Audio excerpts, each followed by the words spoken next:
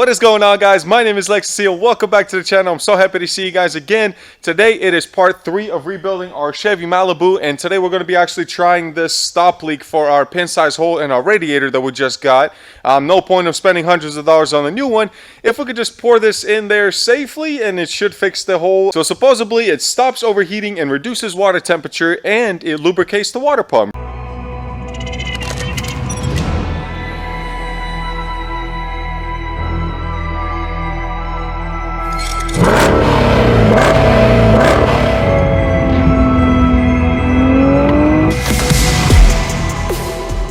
Alright guys, so first things first is we need to pump up the back tires because I'm sick and tired of looking at those. Plus I want to drive it once it starts up, so once we pour this in there, make sure everything it lubricated correctly and it seals up everything. I got my jumper cables as well because we need to jump start the car off of my GTR, which is also having issues starting in the morning, so that's a video for another time. But yeah, let's go ahead and pump those up, jump start the car, and then refill the radiator as well because that's important. And then from then on out, we'll start pouring this and go over the instructions of exactly how we do this.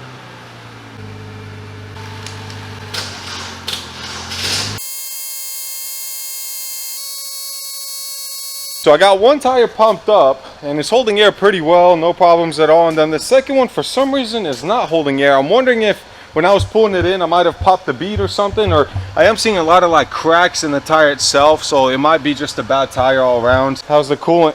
Motor still sounds good. Now, where is our radiator leak? There it is. It takes a second foot, but then it starts definitely coming down. The instructions on the bottle say to get it to operating temperature, then pour half a bottle of this since we're a 4-cylinder. And then, you know, top it off with fluid again, then sit for 15-20 minutes and go from there. See how the car acts up or doesn't act up. Hopefully it seals it shut, but not the water pump or anything else that needs to be flowing and wide open.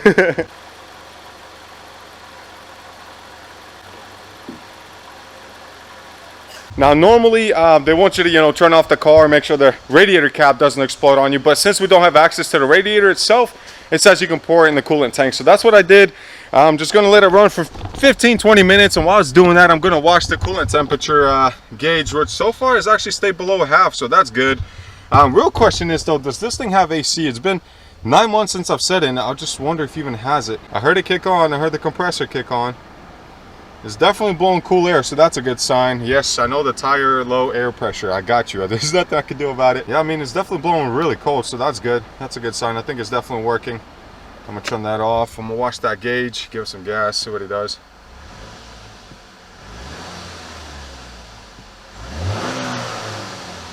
Sounds good. I mean, it's responsive. Oh, I haven't even seen inside the trunk yet while we're waiting. I want to see what's inside here. Maybe the head unit. I think I seen it when I was driving this home. It definitely stinks in here. What do we have? God, I need gloves for this. This is worse than Corona. Yeah, that's the head unit. Looks to be in good, decent shape. I guess it just plugs in the back and you should be good. I guess they had an aftermarket system in here. That's why they tore all this off, because they're probably getting the cables out for the subwoofer, whatever they had in here. How does somebody drive a car like this, man? Completely not take care of it. Fabric softener, okay. And I'm not touching that. I'm not looking inside there either. I don't have any gloves. I'm gonna grab this head unit though. I'm gonna see if this actually works. So it just plugs in there. I guess it's 2 cables, so let's plug that in there real quick. Hopefully we have some sort of a sound system in here, at least the normal speakers. Hopefully it didn't yank anything out of here that we may need. Oh, radio.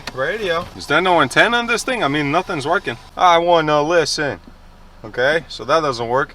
There's auxiliary input, but I don't have a cable for that. I wonder what's up with the radio, why the radio doesn't work. I can see why he took the head unit out though. Like, this stuff is coming off. Also, like, whenever you're doing the volume, watch what it does. Like, it trips out for a second, doesn't want to do what you're saying. It's slower than it should be, response wise. But yeah, I can't get nothing to work. And let's see, the coolant temperature is still holding right below normal, so that's good. And it's been I would say idling for the last 10 minutes. Just want to make sure we ain't pouring out all kinds of fluids. Ah, wow. Is there no leak? I'm not seeing a leak right now.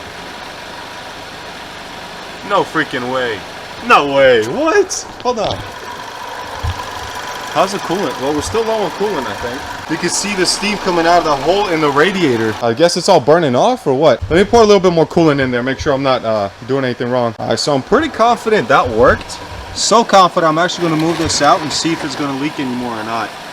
But I don't think it will. I was going to reuse that, but no, there's stuff floating in there.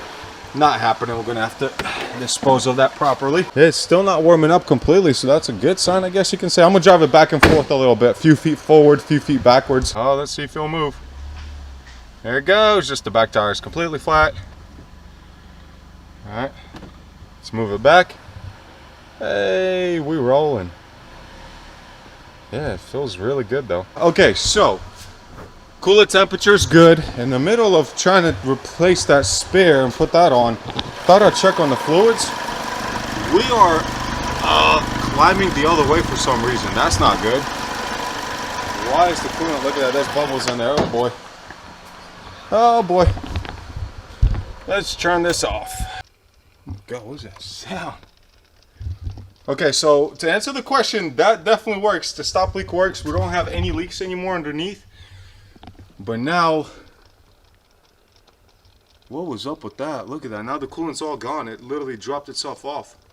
It was at the top level. Now it's like at that center level. All right, I'm not going to lie. I mean, I'm not a mechanic or anything like that, but I should be able to replace a radiator and not have issues, or pour that in there, and you know, anybody can do it. You don't have to be a master certified technician. What I don't understand is why it went up so much and the whole expansion tank started filling up. That's probably why we have a little leak underneath. It's just too much pressure in there. Can you hear that noise? It's like you can hear it rushing down somewhere. Maybe it just had a lot of bubbles or air pockets in the system. So I'm gonna pour more coolant in there while the car's off, start it back up, and see what it does again. But that is really weird. I've never experienced that before. All right, so I just poured like literally another half a gallon of coolant in there. So I don't know. I mean, there's just no end in sight. It just keeps like it keeps going somewhere and going, unless it's filling up all the air pockets, since it couldn't do it with that hole in the radiator. Yeah, looking clean. So we don't have mixing of any sorts. Starts right up. Yeah, coolant's not going up or anything. Now I'm gonna put the cap on and see what it does.